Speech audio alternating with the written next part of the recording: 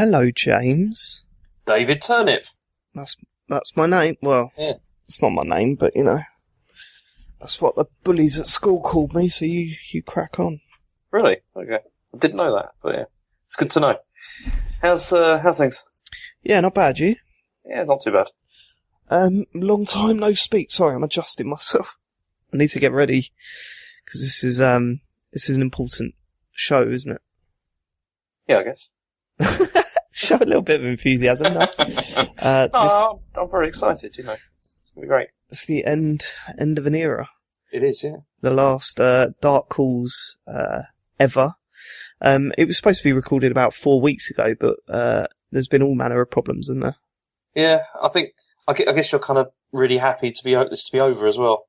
What makes you say that? I don't know, I just kind of get that impression. You're kind of done with it now. No, not at all. It's just you forget that the lead up to Christmas is actually a fucking nightmare.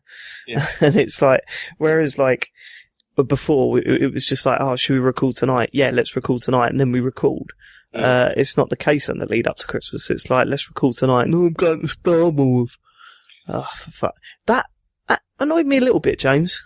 Yeah, I'd forgotten about that. Yeah, I've forgotten about that. Yeah. How was it? It was good.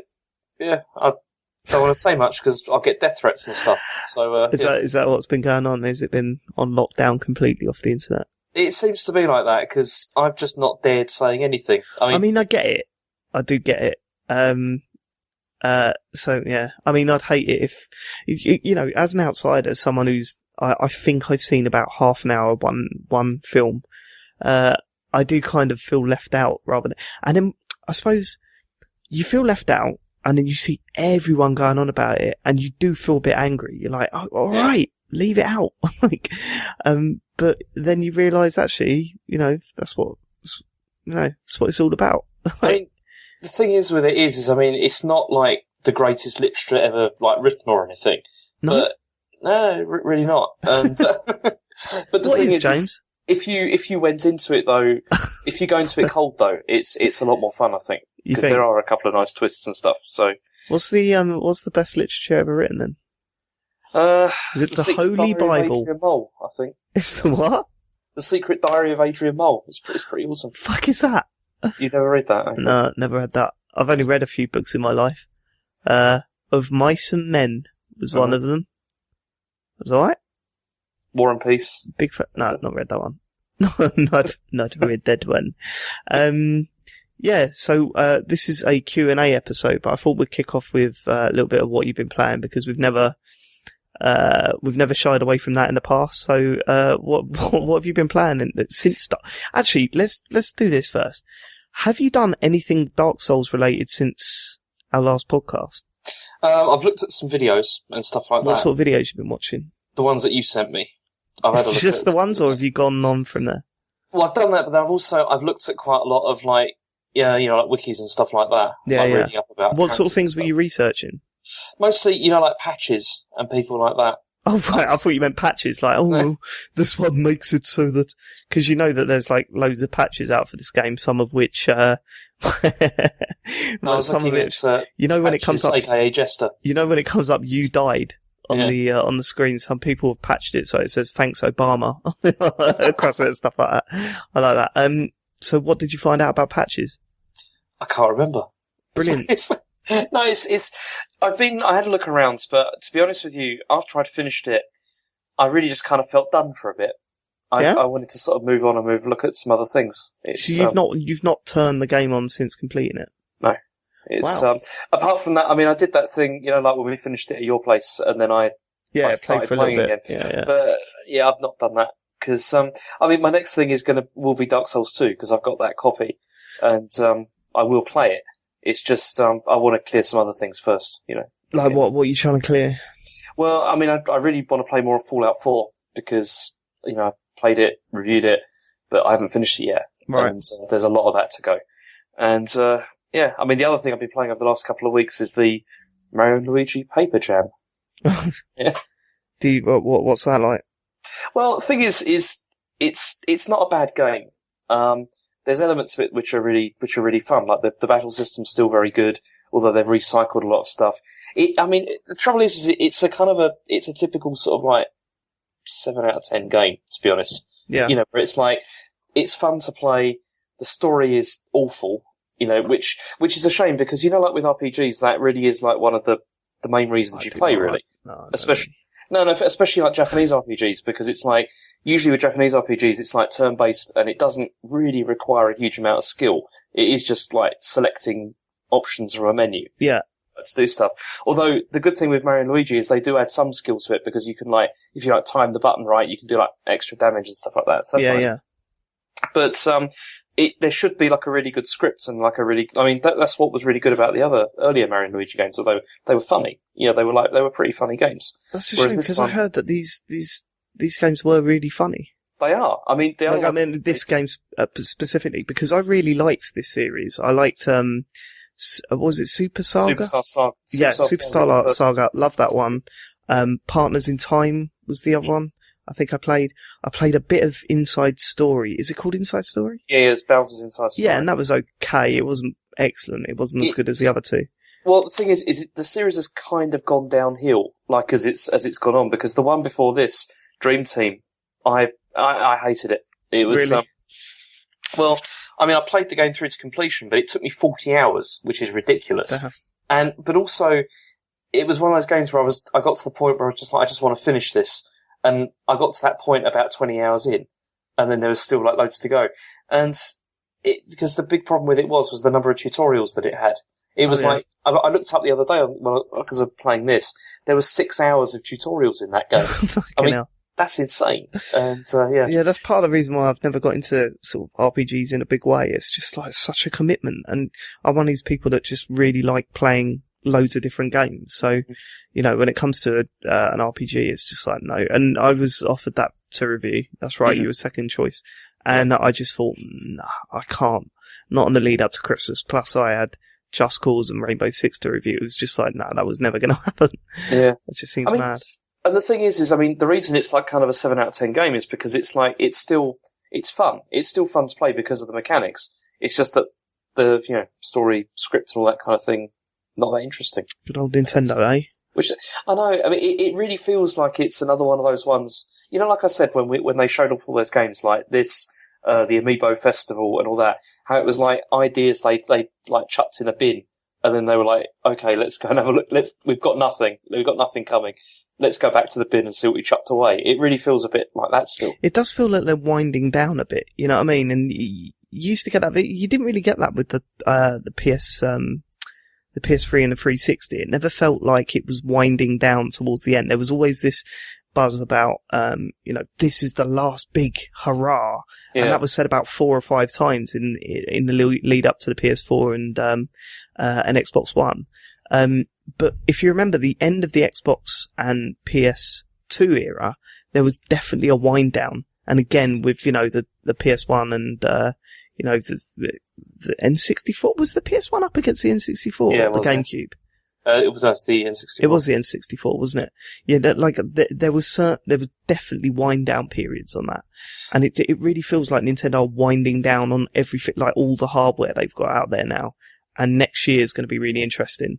Because it kind of feels like the 3DS will be done next year and the Wii U will be done next year. And, you know, if this NX is indeed you know, part portable, part home console, then that makes a lot of sense. And we might actually see, I mean, what they need to do next year is go, NX is out at the end of the year. It's going to have Zelda, Mario, F-Zero, you know, that sort of thing. And then all of a sudden people will love Nintendo again. That's all they got to do. Create classic games. I think it's just, you know, like with Microsoft and Sony, they've just really got it nailed. You know, the whole idea of like, you know, just continuously supporting stuff, and then, you know, they're just really good at that. We've said a million times before, they're like a well-oiled machine, but what they're missing is that Nintendo magic. And once Nintendo get that back, it's like, okay, well, you know, if they get it back again, then it's going to be a big shift again. But, you know, I'm not counting them out. You'd be stupid to count Nintendo out of the race because it's happened so many times before. But they still do that whole thing where it's like, okay, it's 2006, what do we got? It's like, yeah. There's not so much coming. So I've been playing Just Cause 3, which is an interesting video game. It's up on spong.com, my review. Yeah, it's weird. It's a hard one to recommend because I don't know how you want to play your games. If you want to play a game where you're following a story, following a path or whatever, then, then don't get this game because you're not going to enjoy it. But if you want to treat a game like, do you remember Nobby Nobby Boy? Yeah. It's a bit like that, where you're not actually doing anything too gamey, but you're just fucking around and seeing what happens. That's what Just Cause is. Like, on another level, like, there's more to it, obviously, than Nobby Nobby Boy, but, it reminds me of Crackdown.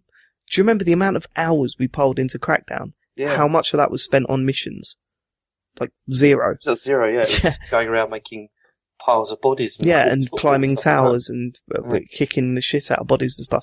Well, this is exactly the same. You've got no attachment to the world, so you don't mind, like just pissing everyone off. It's got weird, silly physics and stuff, and yeah, it's really good. The only problem I've got, and this is what separates it from Crackdown in my eyes, the way to upgrade in Crackdown is to do anything, right? So if you killed someone, you get points. If you run someone over, you got points and all that sort of stuff, and it all work towards your character's level progression. You would start to get those 4 stars around each ability, and then that would, increase what you can do. Well, the way to increase what you can do in Just Cause is to upgrade your equipment, and the only way to upgrade them is by doing challenges, and the challenges are a bit weak. Like I said, it doesn't feel as though, like, if a game goes, oh, right now you've got to race and beat this time attack. When you play an objective like that, and you can tell that the race course has been set out specifically for this time attack. Yeah. You're like, holy shit, right? You can see nods towards like little checkpoints and everything, right? And then sometimes you play an open world game and it's like, do this time attack. And you just kind of think, all you've done is just like lazily plonk some checkpoints around the map. There's a bit where that I'm blatantly going to fly off the edge here. So, it feels like a perfect example is one of the first ones I did. There was a checkpoint and I followed the road around, but it wasn't where the next checkpoint was. So I restarted and I made the checkpoint the second time and it was a ramp. So I hit the ramp full speed and I flew past the next checkpoint. And I was just like, you haven't thought this through. You know what I mean? Like, you haven't thought, where's this car going to land if it hits it at full pelt, if it doesn't hit it at full pelt and stuff like that. And it took 3 or 4 goes, because the loading times in between, they're like 30 seconds long. I was just like, oh, fuck this, I'm not going to continue doing this. Which is a shame, because at the same time, I want more toys to play in the world with, because you just want to test stuff out, you know what I mean? But yeah, I mean, it looks incredible. And when it works, it's fucking hilarious. Like tying someone to the top of a building and then just retracting the cable that you've tied them with and just watching them fly off into the air will never get old. It's fucking hilarious. I saw a video, that, Ian Dickinson, tweeted, today where someone had tied a man's hands to some, like swing bars and then put rockets on their feet. So they were just like spinning around the swing bar again. And I just thought, yeah, that's Just Cause, man. That's what the game's all about. That's why it's so fun. Has it got multiplayer at all?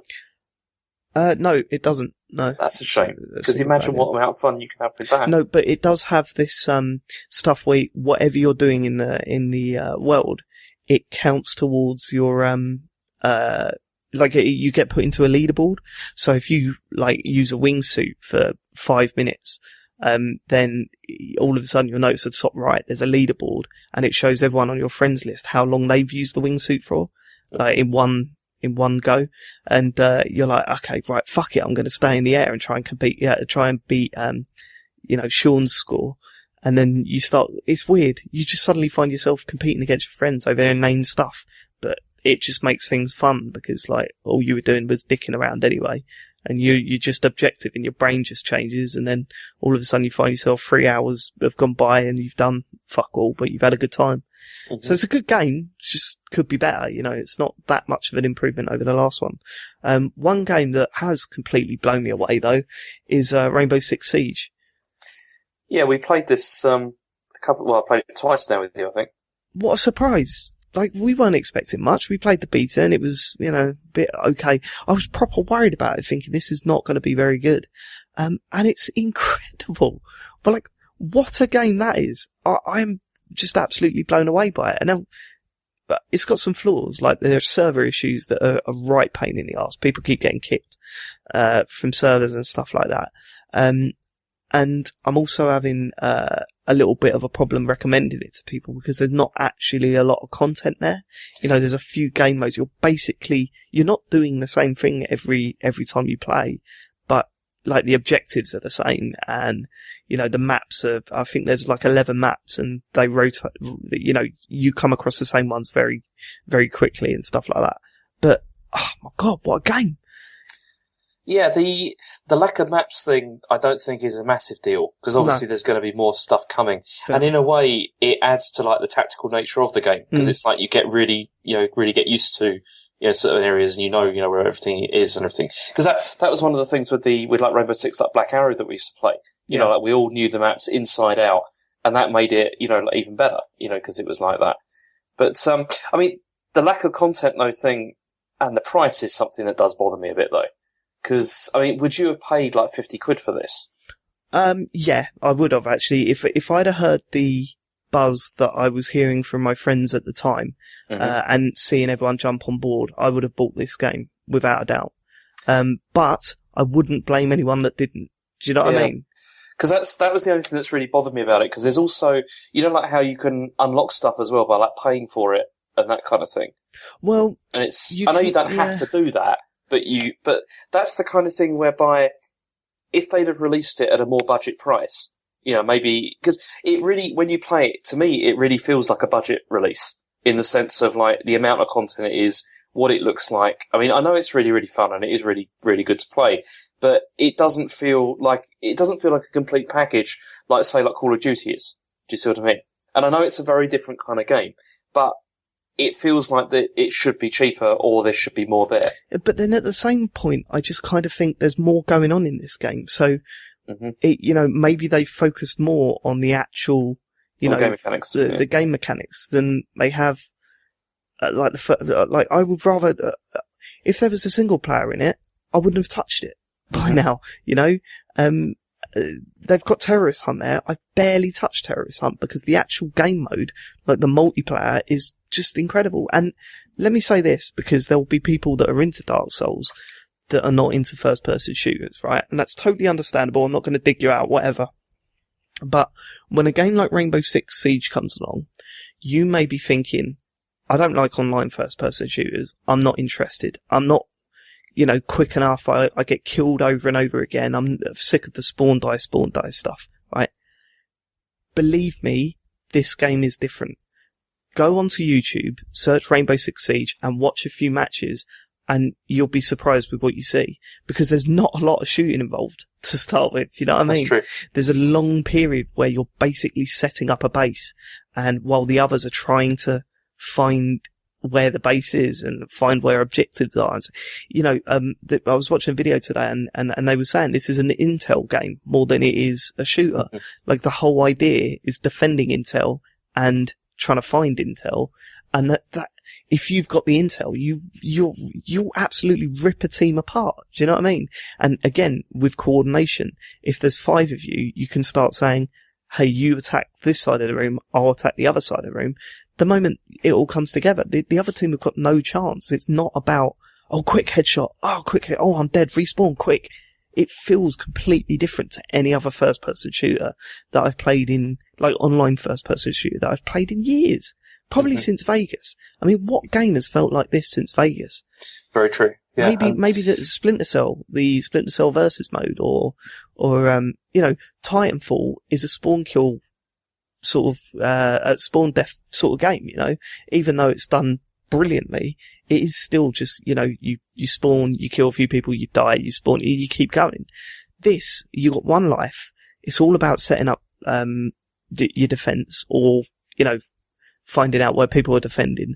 And, it's all about coordination. It's completely different because anyone can shoot and get a kill, but not everyone can work out these tactics where you firing grenades into rooms or setting up jammers and stuff like that. It's just brilliant. It's just brilliant. Yeah, really impressed. Yeah, it is, you see, I find it, I mean, I was terrible at it, like the last couple of days we've been playing, but that's mostly because I haven't played competitively like this for a very long time. Like, I've played a lot of Rainbow Six, but it has mostly been just like Terrorist Hunt and stuff like that, which is not the same. I mean, when you play it on realistic, there is still like a challenge there, but it's not the same kind of challenge at all, because people are so much more random and you're not sure what they're going to do. And, but the actual, like, the tactical side of it is very appealing. And it is like the slower pace, like, you're right, you spend a lot, I mean, I spent a lot of time, like, sort of, stalking around rooms. Yeah. And just thinking, you get really kind of twitchy, don't you? Because you're just thinking, oh my God, the heart goes mental. Like, as we were playing last night, and, we're playing John Denton, and John was the last man in the room, the last man on our team, and we were all watching his screen because we were all dead. He was in a room, defending the bomb. And it was just him and a shotgun. Him against two people.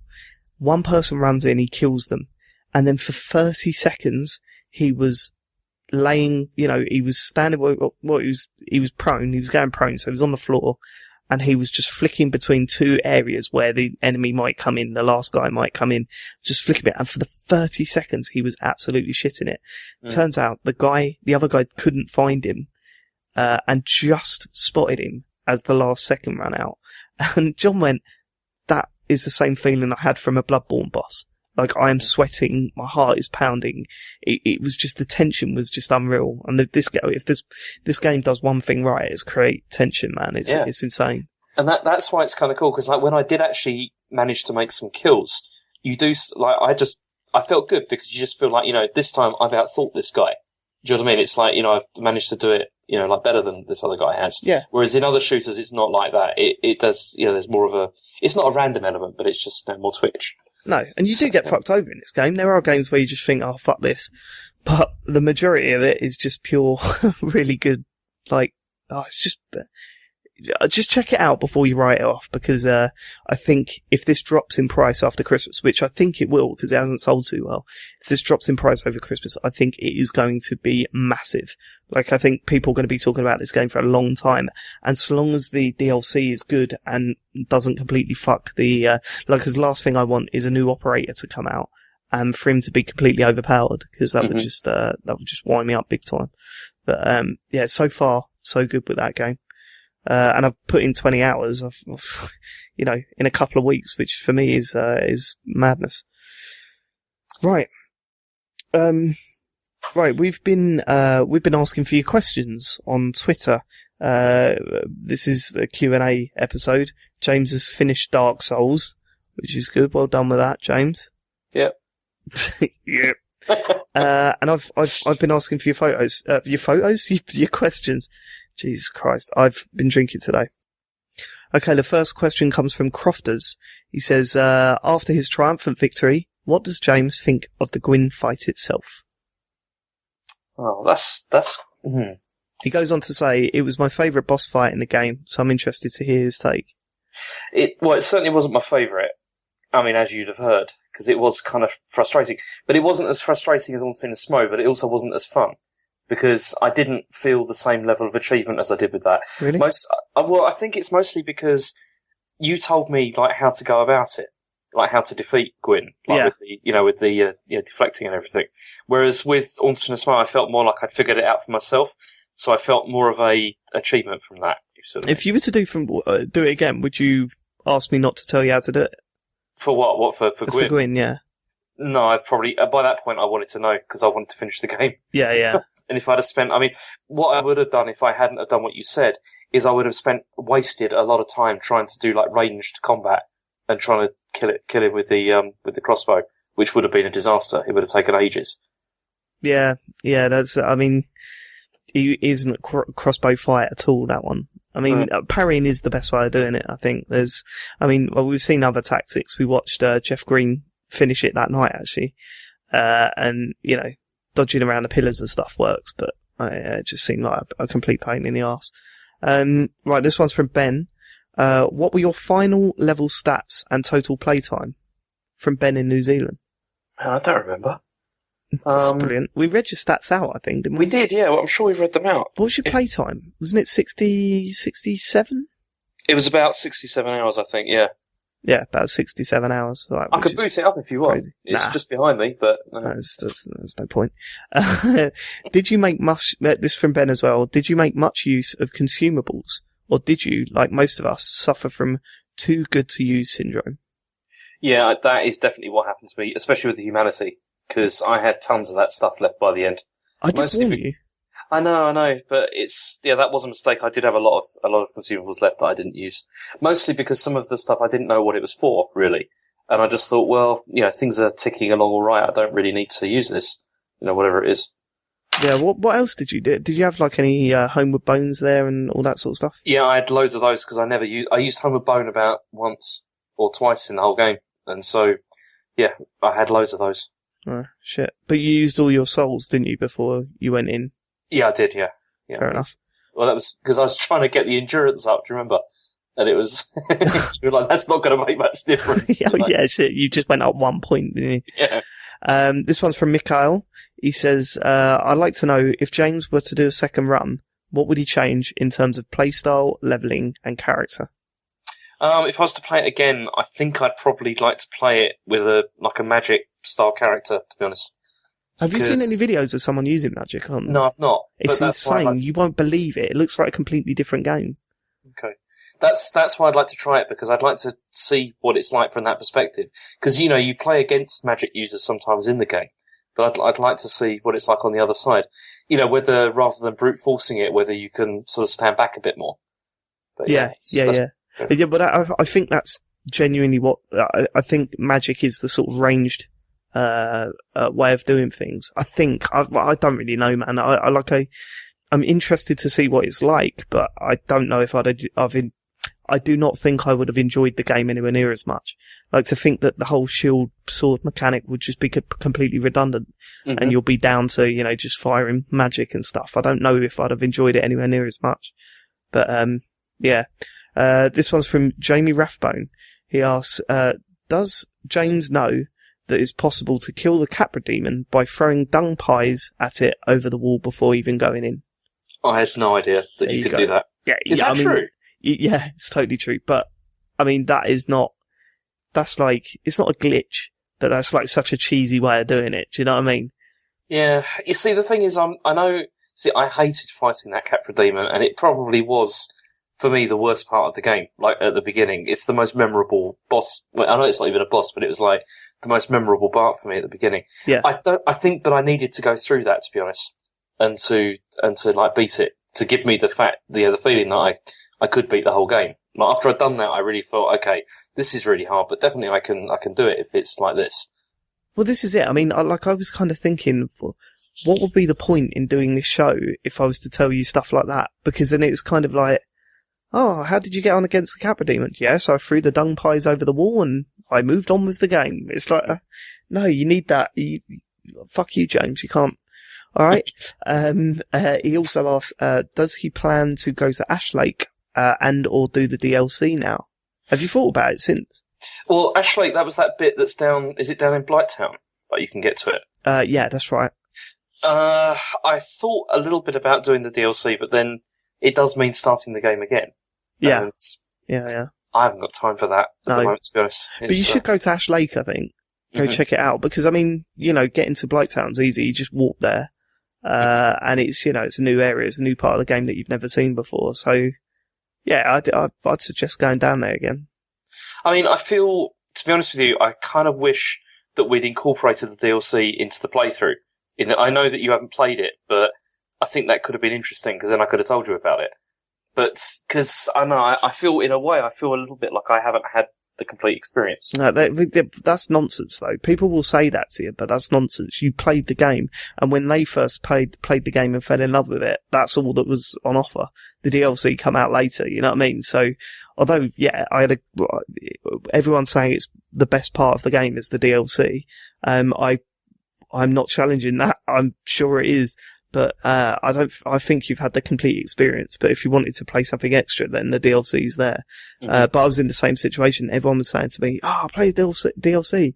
And I was kind of like, and then they would say things like, it's got the hardest boss in the game in it. And I just kind of thought, no, actually, I just want to finish the game. And like, I don't want to just tear my hair out again. What if I hit another brick wall? I don't want to do that. Yeah. Yeah, but there is that, because then it feels like maybe, it's going to spoil the memory, of the game, which has been superb. I'm sure it wouldn't. I'm sure it wouldn't. I'm sure there's people shouting at us now. But, tell you what, if this gets re-released, on the Xbox or your PlayStation 4, then I'll probably, what am I saying? If it gets re-released, I'm definitely picking it up again. And then I might have to do a DLC run with you. See how it goes. This one's from Ben Dickinson. What normal enemy was your Achilles heel? Which would you which would give you the most trouble? So normal enemy, no, probably bosses. That one at the beginning, that archer. You've got to be kidding me. Like, you found that guy, the guy with the shield underneath the bridge. Yeah. You found him harder than the archers. No, the archer under the bridge. There's that one that's like under the bridge. And Yeah, but I'm talking about the archers in... they weren't as bad. They really weren't as bad. That one, because that one, I went through them quite quickly. That one under the bridge, it's probably because of I hadn't really fully got to grips with how the game played at that point. Forward and back. And, yeah, exactly. It was all that going on. And that did my head in, that character. When I remember going back when I was more powerful and just taking revenge on that thing. It really annoyed me. That, and probably the armadillo stuff as well. That was annoying. The ones just before Duke's Archive? Or? Yes, because they shocked me, because I was expecting the first time I fought it was difficult, but then I thought, okay, I'm much more powerful now. Surely this will be a walkthrough, but it actually was still really difficult. Yeah. And they were kind of annoying. Jimmy Robinson asks, how much did you use the online features of the game? I don't recall you talking about summoning, invading. I didn't. Yeah, I didn't use. I didn't use online at all. Actually, were you not invaded at any point? Because you can get invaded even when not online. I was invaded once down in Blighttown, and I don't think we spoke about this. The woman with the bag on her head. Yes. Yeah. Did you kill her? Yes. Yeah, she's piss easy and does not represent invading in any way whatsoever. It's so weird. But yeah, I got obviously I got done there as well. But she's really handy in the Quelaag fight. Did you use it? Did you summon her in the Quelaag fight? I did once, but then it didn't work out. I mean, the thing is the only time I had to let her go. Yeah. You see, the only time that I summoned and it actually affected the game for me was fighting those gargoyles on top of the roof. When Solaire comes into it for the first time. Yeah, but for all the other boss battles, I didn't use summoning actually, really. No. Mostly because I was paranoid about using up humanity. So I just didn't do it. It's weird. I say weird. I mean, I understand. You told me about that. No, I said save it for, you need some for Analondo. Yeah. But yeah, after that, just use it up, innit? Didn't even use it in Analondo, hardly. Didn't you use it to kill the Trek? Yes, I did, but not for summoning, but as for yeah, because I don't think you could summon in that area. So yeah, that's how I did it as well. I had to heal myself a couple of times with humanity. Also, do you plan on playing through the Great Hollow and the DLC? We've kind of covered that. No. But yeah, the Great Hollow is where you go before Ash Lake, I think. This is from Afine Allen. Oh, I'll probably fuck that up. How do you roll in Dark Souls? It's forward and B, yeah? That's the one. I think, is it? Where's that kick? Can't remember. Alex asks, without sounding like a wank, has finishing Dark Souls changed how James looks at games as a medium? Not really. In what way? I mean... I'm guessing because he's saying... I'm paraphrasing here, but do you feel that other games could be more? You know what I mean? Because there's one thing about this game is that it just feels like an epic, like a real standout epic of a game. And it does make you kind of think when you've seen other games, you're kind of thinking, come on, put a little bit more effort in, you know? Yeah, I get that, yeah. But then I kind of feel like everything has its place, really, with this. Yeah. Because it's like, it is really good to have games like Dark Souls, but it's also really good to have other games, which are not quite as in depth as this. Yeah. That you don't have to worry about so much. Yeah, absolutely. Like Devil's Third. So. El Clasico. Yeah, no, I totally agree with you. I think you're right. Joshua Garrity asks, has your experience with Dark Souls tempted you to try other well-regarded games outside your comfort zone? I don't know, because it depends on what, because I've played quite a diverse range of stuff. The only stuff that I don't really play is racing games. They're the only ones I don't really care for that much. Is that the one genre? Because that's what I was going to ask you. What sort of genres do you avoid? Usually, racing games, puzzle games are two that I really don't like. Puzzle games? Yeah, I'm not a fan. I mean, I play some Bejeweled and stuff like that, but I'm not really into them in a big way. Yeah. It's, but no, most other stuff I'll play. I mean, for a long time I didn't like playing, like, Japanese RPGs either. Because I had that idea that it was like, it is just like, selecting stuff from a menu and it's all about the numbers. Just like, you just keep grinding and your numbers go up high enough and then you can win. But, I played a couple and then began to appreciate them a bit more. But, I don't know, most stuff I'll try. I think most stuff I'll go. Cool. Paddy Stardust asks, for both of you, if you could go for a beer with any Dark Souls character, who would it be and why? That's a tough one. Not for me. It's got to be Soler, right? Really? Yeah, well, he's the only one. No, what am I saying? Of course not. It's got to be Andre. There's no doubt about it. That motherfucker is my homeboy. He looks like he could take a few pints. He's the boss. See, I think the terrible side of me would have to say that woman up at the top of Analondo. She does exist, James.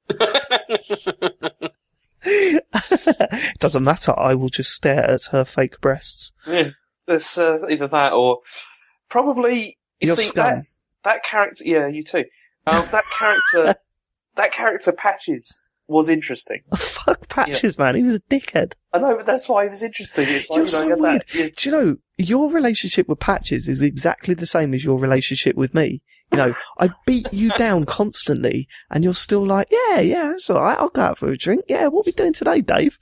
Like, Patches literally kicks you in a fucking dark pit filled with monsters and shit, and you're like, he's all right. He's only having a laugh. That was just like, I could see what he was trying to do there. He had a good scam going.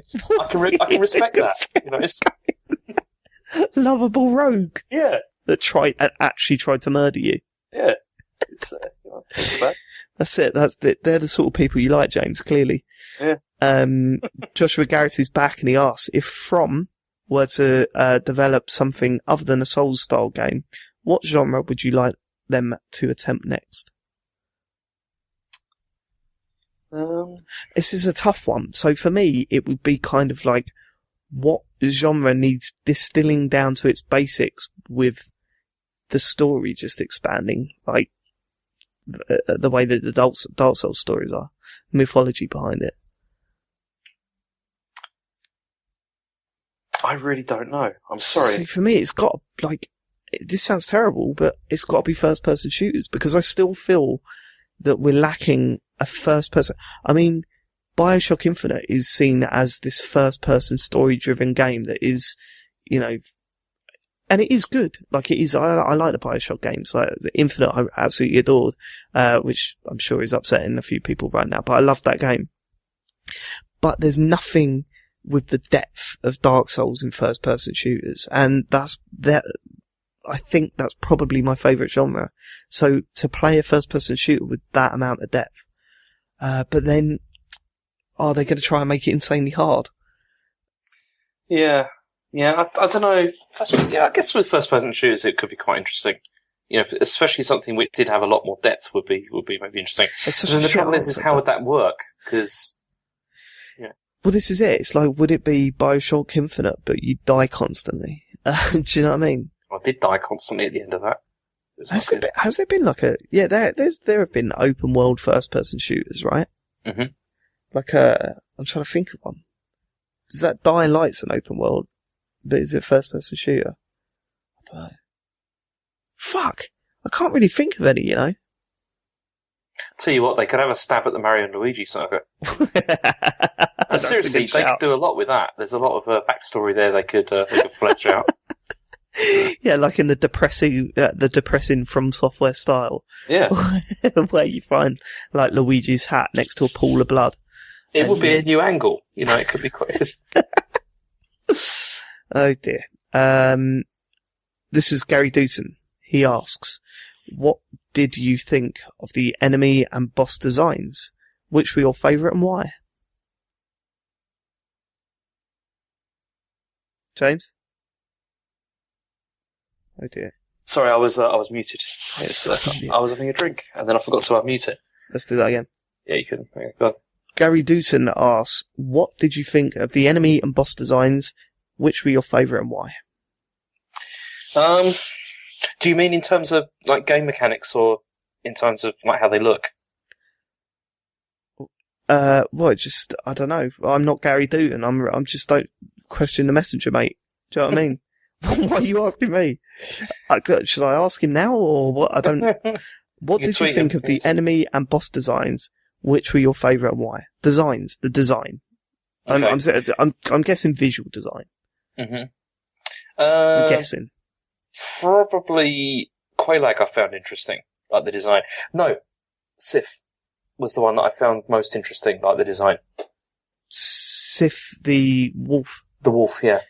Because I don't know, there was the way it moved and just the massive sword kind of thing, and it was the lead up to that, with all those like swords like stuck in the ground and all that kind of thing. That was a really cool moment, I thought. When I first saw him, I did think, oh, fuck off. What is this now? Ooh, it's a wolf with a sword in his mouth.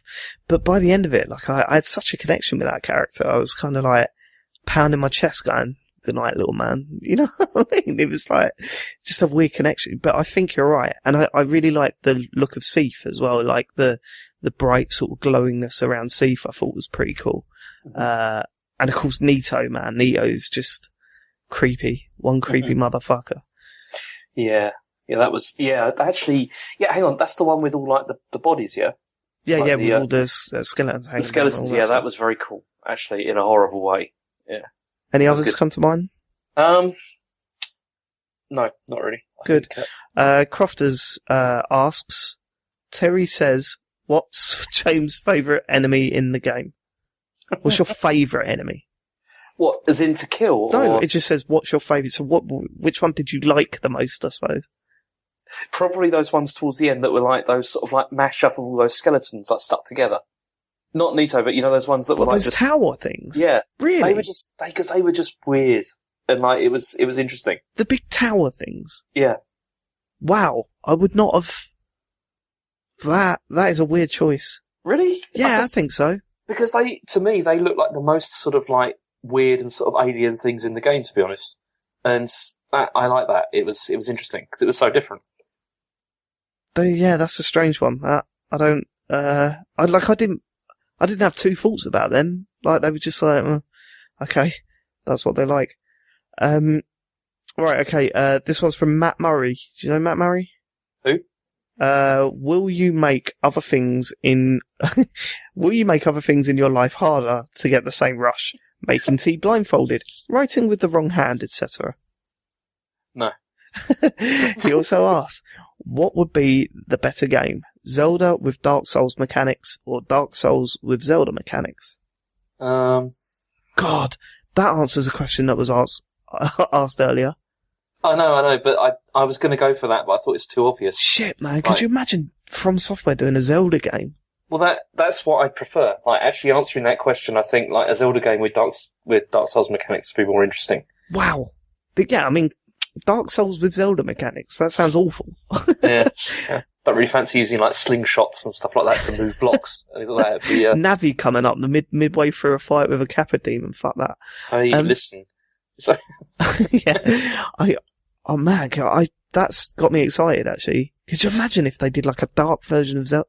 It would never happen. Well, the most recent one they're working on now, they've said like a few times that they have been kind of, they're interested in Dark Souls as like a thing, but I don't think that's going to lead to anything. No, but I'm talking like real dark backgrounds to the lore of Zelda would be just, They'd never do that. That'd be really, well, they tried to, didn't they, with the Twilight Princess was the closest that got to that. What, over Majora's Mask? But that was just kind of messed up and weird. Whereas Twilight Princess was the one where they were trying to say, look, it's all grown up and adult now. But it was, So was that the one where you've turned into a wolf? Yes. I got to the second wolf bit and went, no, I'm done. Really? Okay. I'll finish that. I was thinking today, because I saw, we were looking at some videos on YouTube of Mario games to keep Harry quiet for 5 minutes. And, I came across a Mario Galaxy video. And I was kind of like, this just looks incredible. Like, I played a lot of the first Mario Galaxy. I didn't play the second one. But I have no emotional attachment to it. Mm-hmm. And I was trying to think why, because it looks like incredible. And then I saw the cursor sort of flick across the screen and then Mario do a spin. And I was like, that's why. Because if you wanted to spin, you had to shake the pad. It was the waggle. Yeah, you had to shake the nunchuck. I hated that, to play a game like that. I said, when they brought it out because they're bringing it out for the Wii U, right?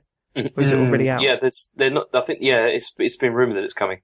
No, I think it's been announced that it's coming. It's just not out yet. I don't know, but, because I remember when it was announced, I was thinking, please don't make me use the Wiimote. Take the game, adjust the controls so it all works on the pad. That would be perfect. And then I would probably fall in love with that game. But as it stands, no chance, because you got to fucking waggle your stick about. Yeah, because the one that's coming to the Wii U, I think, is basically just a release of the Wii version. Which means that's exactly what it is, yeah. Which is, because it is, I played that and the second one, totally finished them, and they are brilliant games. I mean, apart from, the waggle you kind of get over, really, I guess. But, I never got over it, that was my problem. And it was the same with Zelda Twilight Princess. It was kind of like, I don't want to fucking fling my arm about for him to swing his sword. I just don't want to do it. Yeah. I've not played a Zelda game that I love for ages, but I was tempted to bring up, to buy Wind Waker. Because it's great. I got that because when I got the Wii U, that's the pack-in that I got. Yeah. It's very, very good. Well, Harry is obsessed with, the Wii U at the moment. He loves watching me play it. Mainly Mario Kart and stuff. But I'm just kind of getting bored of playing Mario Kart over and over. So I was thinking, Twilight, what's it called? Wind Waker is the sort of game that you could look at and it's, beautiful to look at and stuff. Yeah, definitely. So Rachel loved it. And she I'd be interested. Loved it. So maybe I'll pick that up.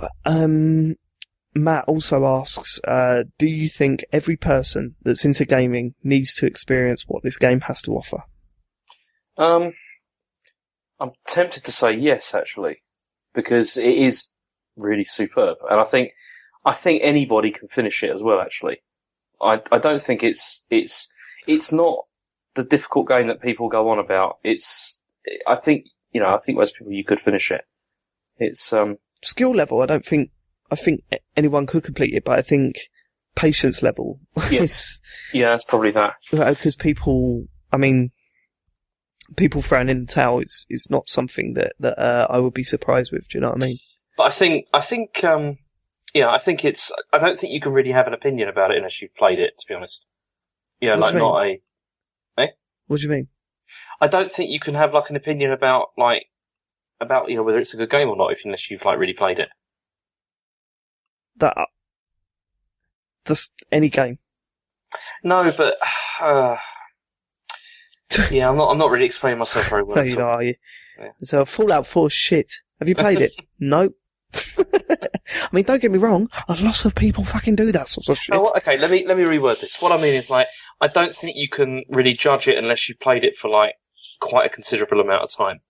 Because I think again, I disagree with that. If you're not, if a game's not holding your interest, then surely that's a fault with the game. It is, but that's also bullshit because the thing is sometimes it takes a while for things to open up and then get good, and sometimes part of the journey is getting used to something and then it sort of all clicks. Yeah. I suppose what I'm talking about is opinion more than judgment, critical review, whatever. Mm. Yeah, I mean, there's so much to see that you really need to see a lot of it before you can call it a good or bad game. Categorically call it a good or bad game.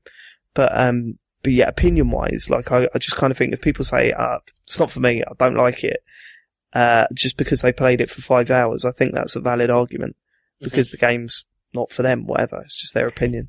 I don't know. I still think you'd have to play it for a lot longer than that to have like a really good opinion of Dark Souls. It's because it is a game that really it takes like a long time before it sort of reveals how great it is to you. Like, you know, but remember when I played it in the beginning, I was really not convinced for quite a long time. Yeah. You know, before it really sort of clicks with me. Yeah. So I think what I mean is like if you just pick it up and play it for like a couple of hours and just think, nah, it's not for me. It's like, well, it's a hard one, isn't it? It's a hard one. Because like I wouldn't want to force someone to play it, although technically I have done. Yes, you have, yeah. I kind of sympathise with people that are kind of like, I don't think you have to play it. I don't think every video gamer has to play it because not all games are for everyone. And if you believe that, then you're probably a psychopath. You know, you're a bit narcissistic.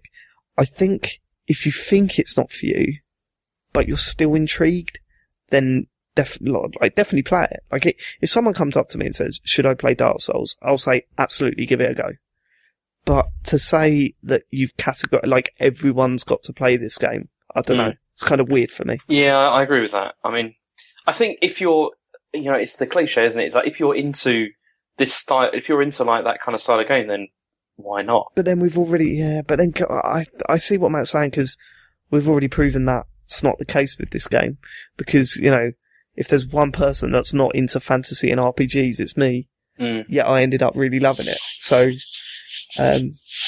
yeah, weird. But I know that Matt's only at the Taurus Demon, and I think he's done the Taurus Demon now. I can't remember.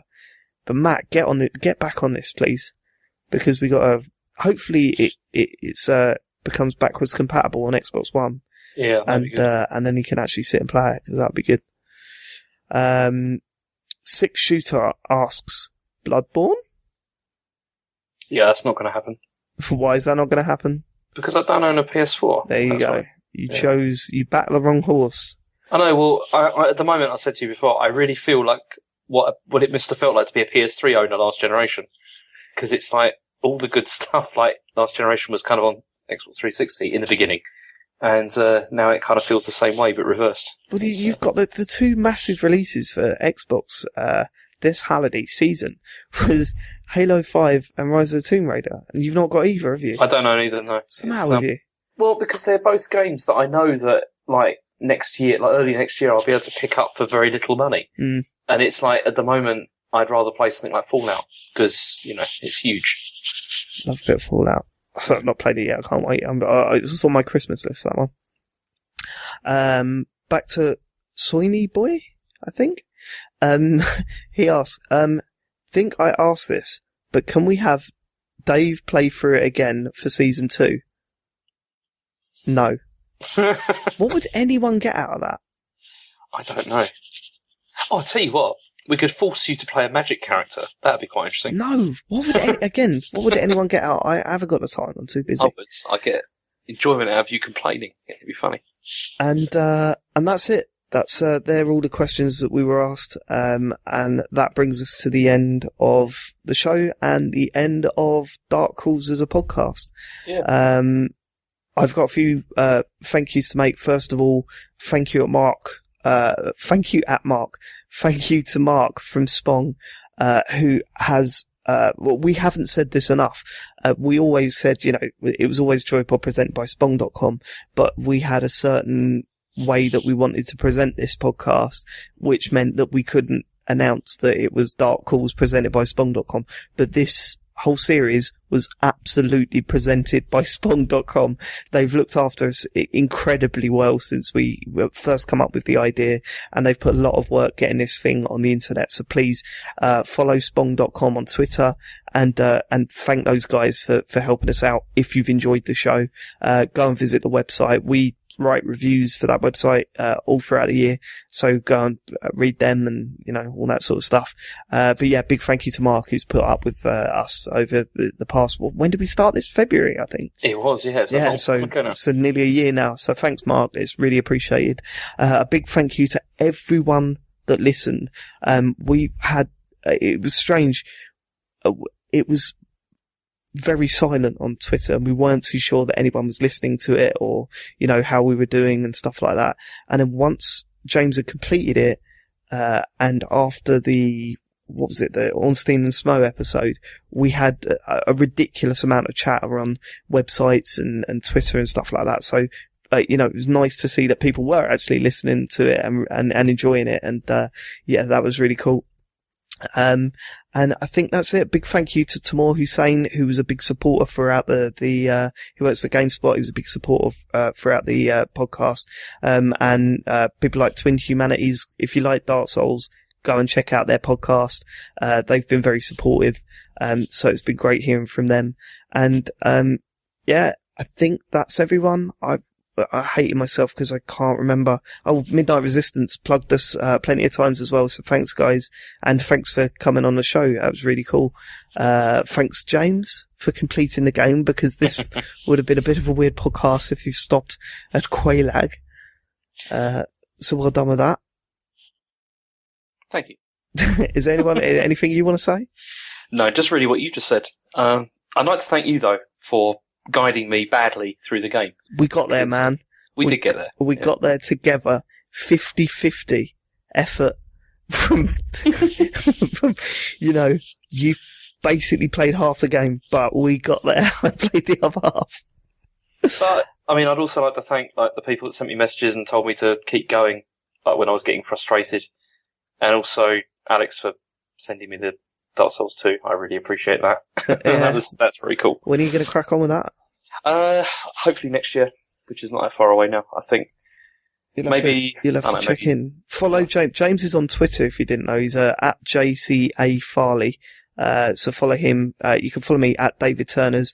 And if I leave you with one thing, this podcast is not going down for as long as Spong's up. They're keeping this up. Same with JoyPod.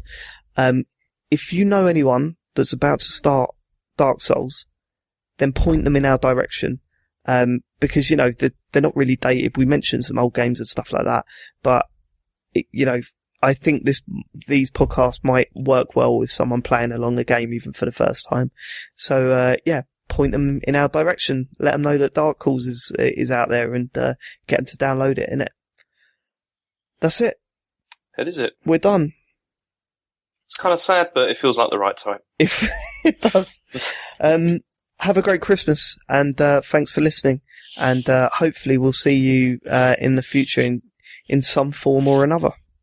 Yeah, hopefully. Hopefully. Goodbye. Yeah, that was bye-bye.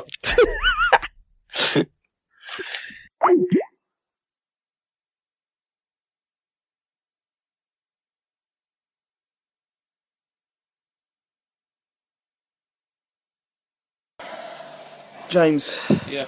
I've got one final little surprise for you. Go on then. There's going to be a series 2 of Dark Souls. Oh yeah. What we playing? I'm not playing Dark Souls 2. No. Yet. We're going to be playing this. We're going to call it Devil Calls. Okay, so this is Devil's Third. So have you finished this or not? Yeah, I have. So I can. You can guide me. I can guide you through it. Okay. Right, here we go. So, oops, I don't want to drop that on the floor. Let's put it over there. Okay, so we do a new game, yeah? A new game. Yeah, but hang on, I'm going to lose your progress if I do that. Are you cool with that? I'm quite happy with losing my progress on this video game. Okay. Just wanted to make sure. To make sure. To make sure. To make sure. To make sure. To make sure. To make sure.